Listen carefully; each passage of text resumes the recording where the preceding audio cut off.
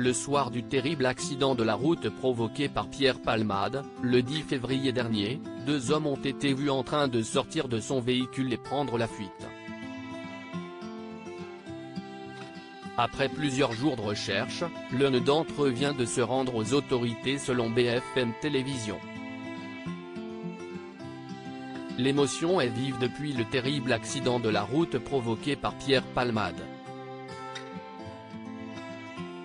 Si l'humoriste est désormais hors de danger, il pourrait même être entendu par les enquêteurs dès ce mardi 14 février. Les 3 autres victimes, un homme de 40 ans, son fils de 6 ans et sa belle-sœur enceinte, qui a perdu son bébé, sont toujours dans un état grave. Une enquête a été ouverte par le parquet de Melun et l'ancien acolyte de Michel Larocque risque gros, jusqu'à 5 ans de prison et 75 000 € d'amende, une peine qui peut aller jusqu'à 10 ans de prison et 150 000 € d'amende si des circonstances aggravantes, notamment la prise de stupéfiants, sont retenues.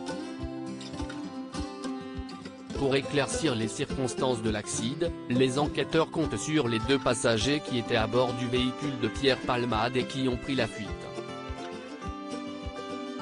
Âgés d'une vingtaine d'années, ces derniers pourraient être d'anciens escort boys selon plusieurs sources.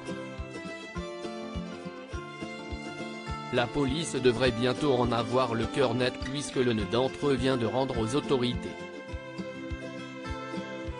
L'homme se serait rendu à la police selon les informations de BFM Télévision, un homme qui prétend avoir été présent dans le véhicule lors de l'accident provoqué par Pierre Palmade a été arrêté dans la nuit de ce lundi 13 à ce mardi 14 février.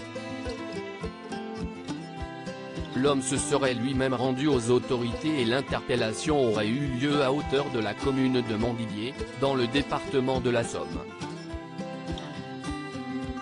Les enquêteurs de la brigade de recherche seraient actuellement en train de vérifier la véracité de son récit, pour déterminer s'il s'agit d'un affabulateur ou s'il a vraiment été dans le véhicule de l'humoriste.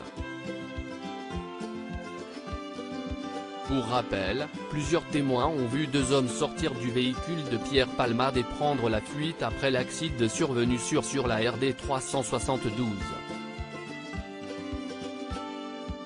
Une scène qui aurait été filmée par une caméra embarquée.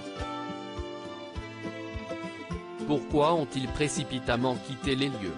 Et qu'ont-ils fait pendant les 4 jours qui ont suivi l'accident?